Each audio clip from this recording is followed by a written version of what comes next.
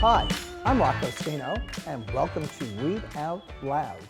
I've selected a book from my own personal collection to read today. It's Miss Rumphius. Story and pictures are by Barbara Cooney, and I especially wore my Carolina blue bow tie today because the color blue appears throughout this book in the sky and the ocean. So let's take a look. The Lupine Lady lived in a small house overlooking the sea. In between the rocks around her house grow blue and purple and rose-colored flowers. The Lupine Lady is little and old, but she has not always been that way. I know. She is my great aunt, and she told me so. Once upon a time, she was a little girl named Alice who lived in the city by the sea. From the front stoop, she could see the wharfs and the bristling masts of tall ships. Many years ago, her grandfather had come to America on a large sailing ship. Now he worked in the shop at the bottom of the house, making figureheads for the prows of the ships and carving Indians out of wood to put in front of cigar stores. For Alice's grandfather was an artist. He painted pictures too of sailing ships and places across the sea. When he was very busy, Alice helped him put in the skies. In the evening, Alice sat on her grandfather's knee and listened to his stories of faraway places. When he had finished, Alice would say, "When I grow up, I will go to faraway places, and when I grow old, I too will live beside the sea." "That's all very well, little Alice," said her grandfather, "but there is a third thing you must do." "What is that?" asked Alice.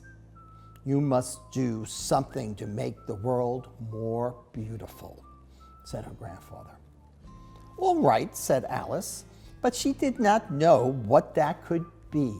In the meantime, Alice got up and washed her face and ate her porridge for breakfast.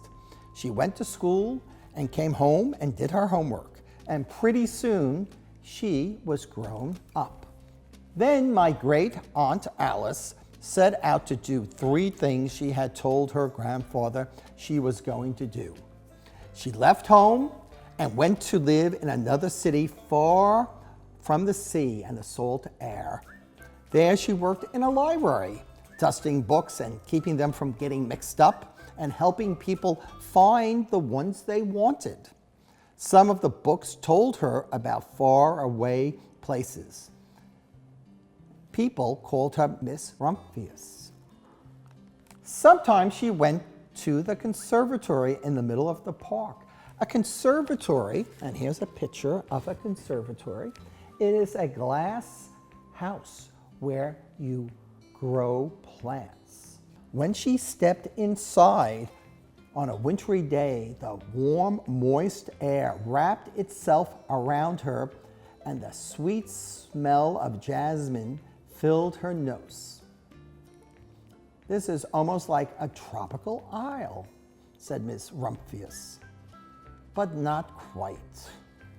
So, Miss Rumphius went to a real tropical island where people kept cockatoos and monkeys as pets.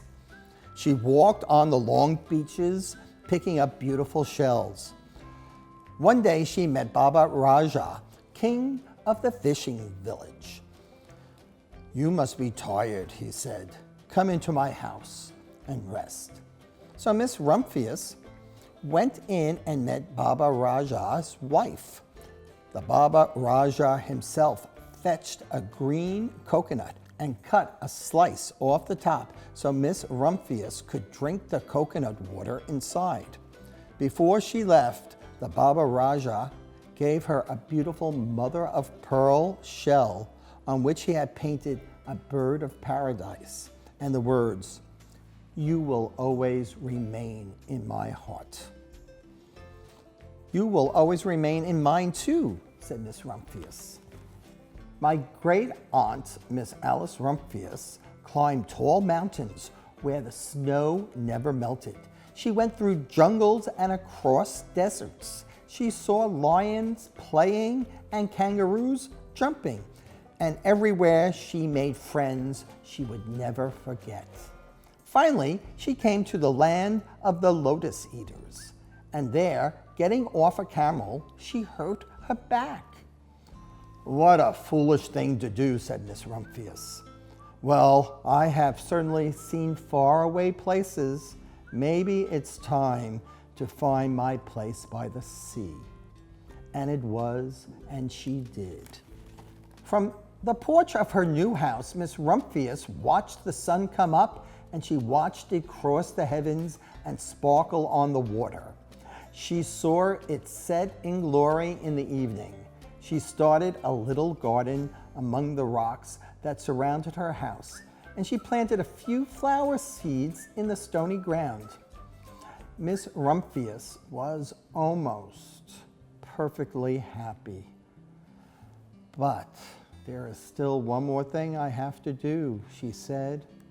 "I have to do something to make the world more beautiful." "But what? The world already is pretty nice," she thought, looking out over the ocean. The next spring, Miss Rumphius was not very well. Her back was bothering her again, and she had to stay in bed most of the time. The flowers she planted that summer before had come up and bloomed in spite of the stony ground. She could see them from her bedroom window, blue, purple, and rose-colored. "Lupines," said Miss Rumphius with satisfaction. "I have always loved lupines the best. I wish I could plant more seeds this summer so that I could have still more flowers next year." But she was not able to. After a hard winter, spring came. Miss Rumphius was feeling much better. Now she could take walks again. One afternoon, she started to go up and over the hill, where she had not been for a long time. "I don't believe my eyes," she cried when she got to the top. For there, on the other side of the hill, was a large patch of blue and purple and rose-colored lupines. "It was the wind," she said as she knelt in delight. "It was the wind that brought the seeds from my garden here. And the birds must have helped." Then Miss Rumphius had a wonderful idea. She hurried home and got out her seed catalogs. She went off to the very best seed house for 5 bushels of lupin seed. All that summer, Miss Rumphius, her pockets full of seeds, wandered over fields and headlands sowing lupins. She scattered seeds along the highways, down country lanes. She flung handfuls of them across the schoolhouse and the back of the church. She tossed them into the hollows and along stone walls. Her back didn't hurt her anymore. Now some people called her the crazy old lady. The next spring, there were lupins everywhere. Fields and hillsides were covered with blue and purple and rose-colored flowers. They bloomed along the highways and down the lanes.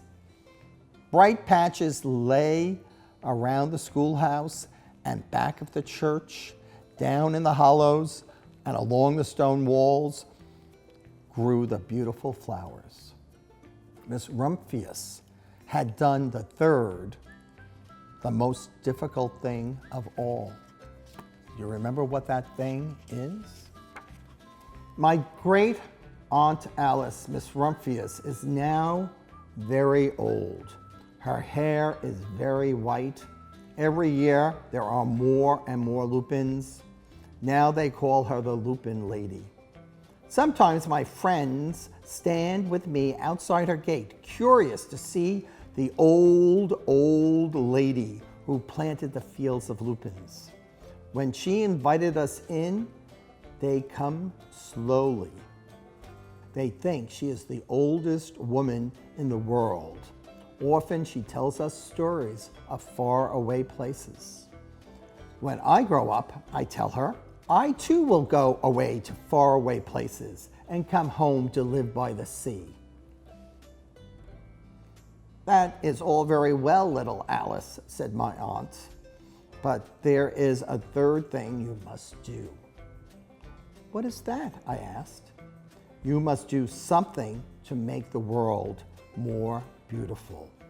All right, I said, but I do not know what that can be.